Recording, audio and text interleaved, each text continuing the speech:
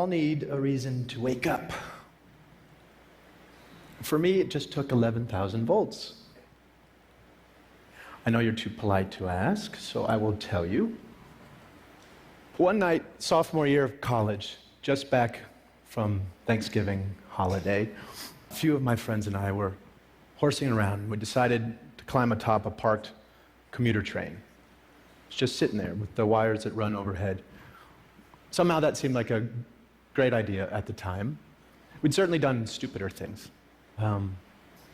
I scurried up the ladder on the back, and when I stood up, the electrical current entered my arm, blew down and out my feet, and that was that. Would you believe that watch still works? Takes a licking. My father wears it now in solidarity. That night began my formal relationship with death. My death. And it also began my long run as a patient. It's a good word. It means one who suffers. So I guess we're all patients. Now, the American healthcare system has more than its fair share of dysfunction. To match its brilliance, to be sure. I'm a physician now, a hospice and palliative medicine doc, so I've seen care from both sides. And believe me, most everyone who goes into healthcare really means well. I mean, truly. But we who work in it are also unwitting agents for a system that too often does not serve. Why? Well, there's actually a pretty easy answer to that question. And it explains a lot. Because healthcare was designed with diseases, not people, at its center. Which is to say, of course, it was badly designed.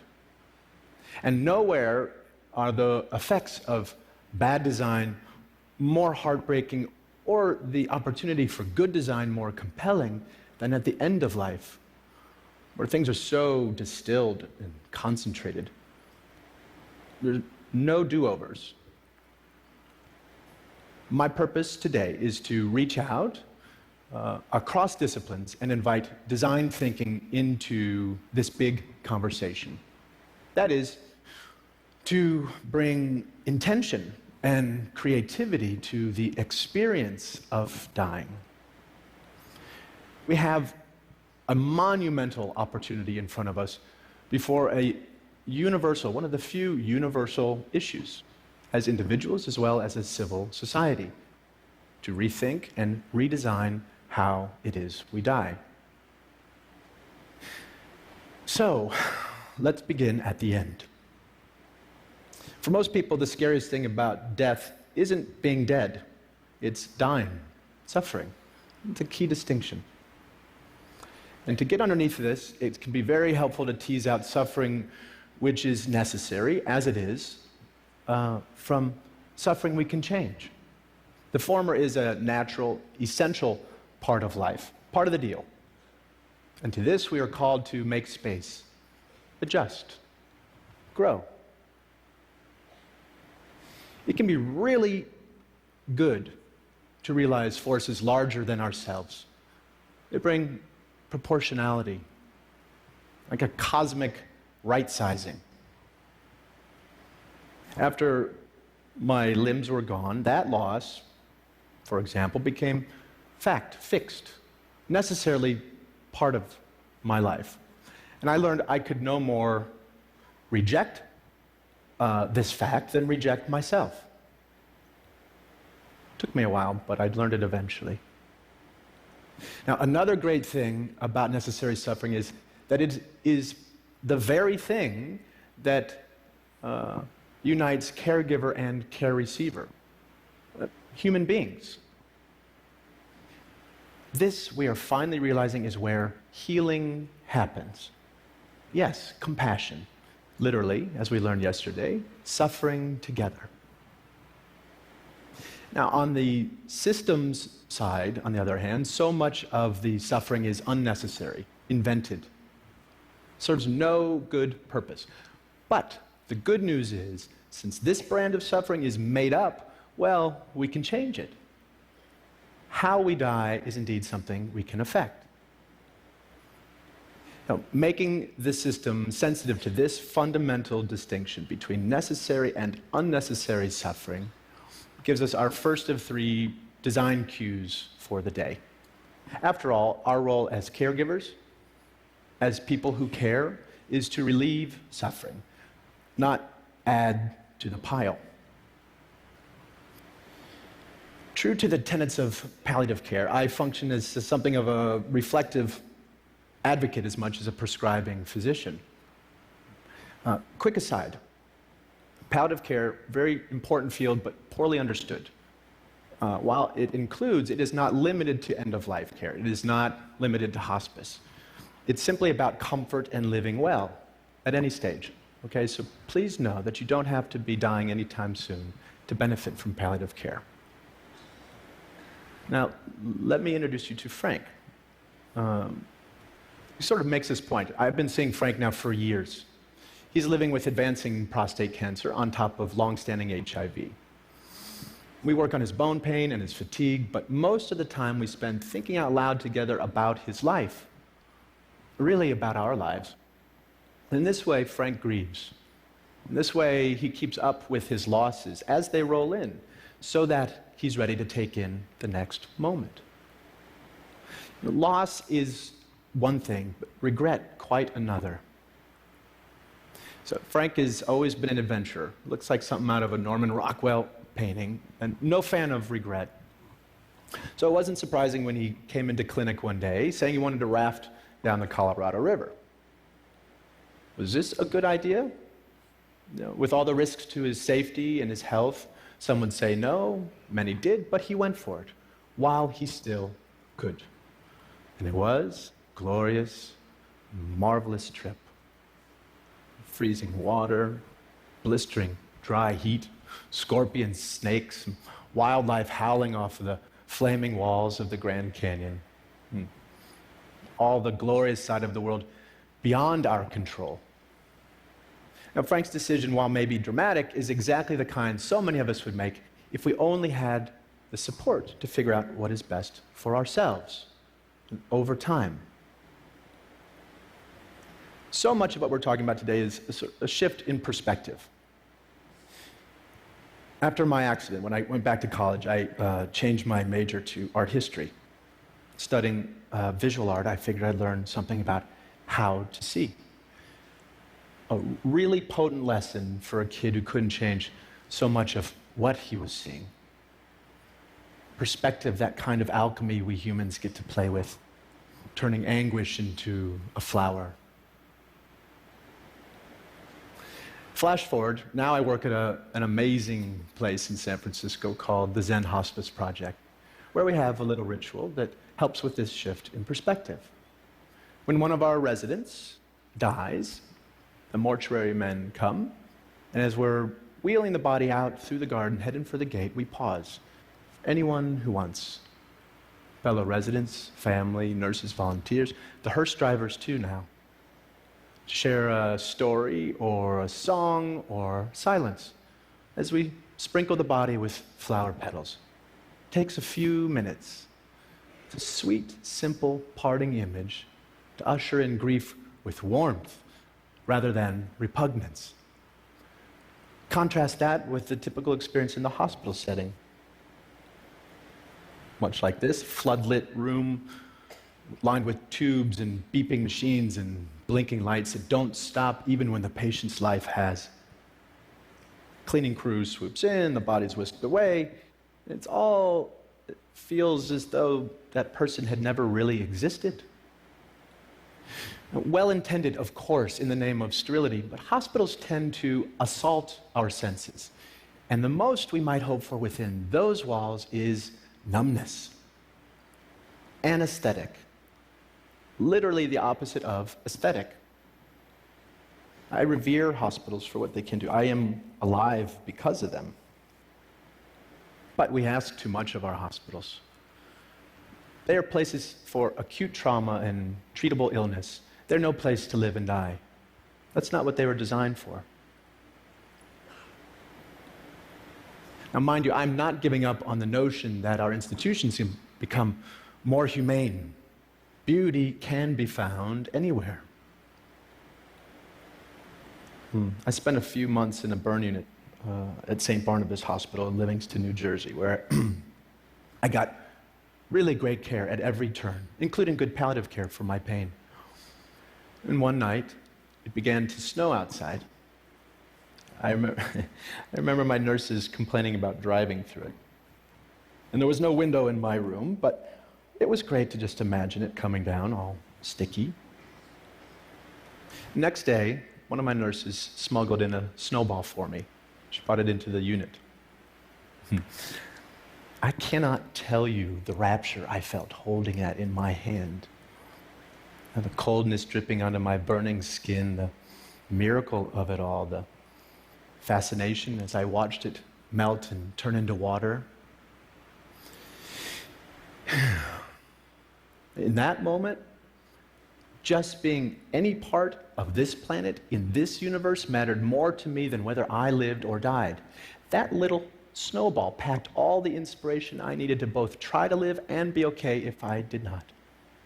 In a hospital, that's a stolen moment. In my work, over the years, I've known many people who were ready to go, ready to die. And not because they had found some final peace or transcendence, but because they were so repulsed by what their lives had become. In a word, cut off or ugly.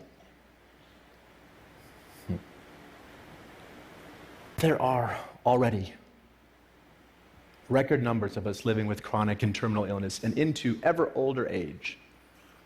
And we are nowhere near ready or prepared for this silver tsunami.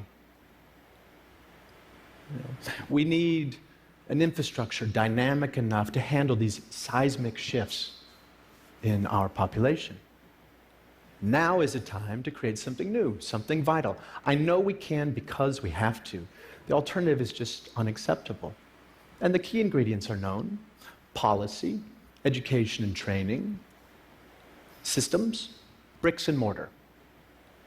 We have tons of input for designers of all stripes to work with.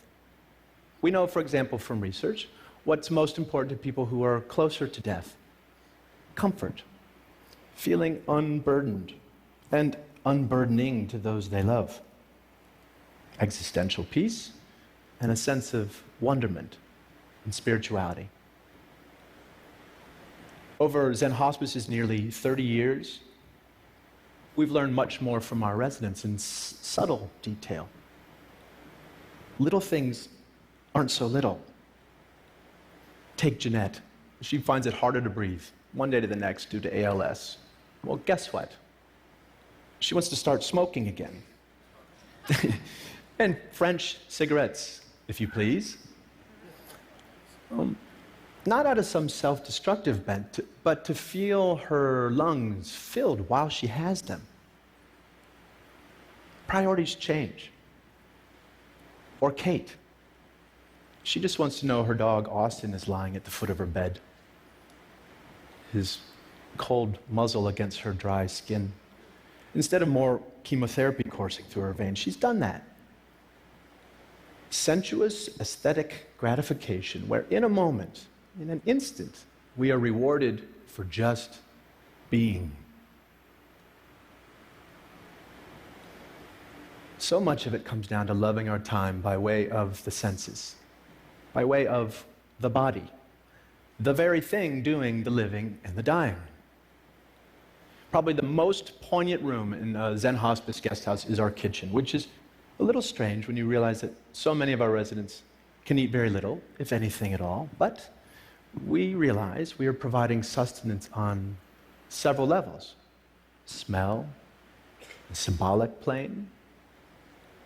Seriously, with all the heavy-duty stuff happening under our roof, one of the most tried and true interventions we know of is to bake cookies.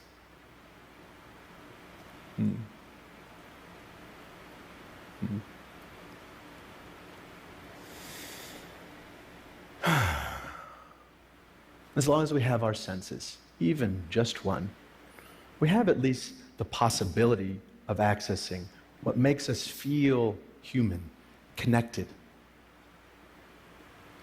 Imagine the ripples of this notion for the millions of people living and dying with dementia. Primal sensorial delights that say the things we don't have words for, impulses that make us stay present, no need for a past or a future. So, if teasing unnecessary suffering out of the system was our first design cue, then tending to dignity by way of the senses, by way of the body, the aesthetic realm is design cue number 2. Now this gets us quickly to the third and final bit for today. Namely, we need to lift our sights, to set our sights on well-being, so that life can become, and health care can become about making life more wonderful rather than just less horrible. Beneficence. Here, this gets right at the distinction between a disease-centered and a patient or human-centered model of care. And here is where caring becomes a creative, generative, even playful act. Play may sound like a funny word here, but it's also one of our highest forms of adaptation. Consider every major compulsory effort it takes to be human. The need for food is birth cuisine. The need for shelter has given rise to architecture. The need for cover, fashion. And for being subjected to the clock, well, we invented music. So, since dying is a necessary part of life, what might we create with this fact? By play, I am in no way suggesting that we take a light approach to dying or that we mandate any particular way of dying. There are mountains of sorrow that cannot move, and one way or another, we will all kneel there. Rather, I am asking we make space, physical, psychic room, to allow life to play itself all the way out, so that rather than just getting out of the way, aging and dying can become a process of crescendo through to the end. We can't solve for death. I know some of you are working on this. Meanwhile, we can